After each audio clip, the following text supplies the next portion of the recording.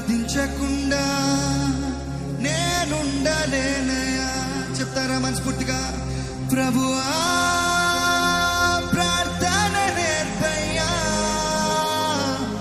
ప్రార్థించకుండా నేనుండలేనయ్యా.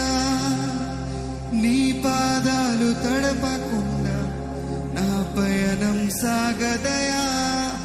నీ పాదాలు తడపకుండా నా పయనం సాగదయా. నీ పాదాలు తడపకుండా నా పయనం సాగదయా. నీ పాదాలు తడపకుండా నా పయనం సాగదయా.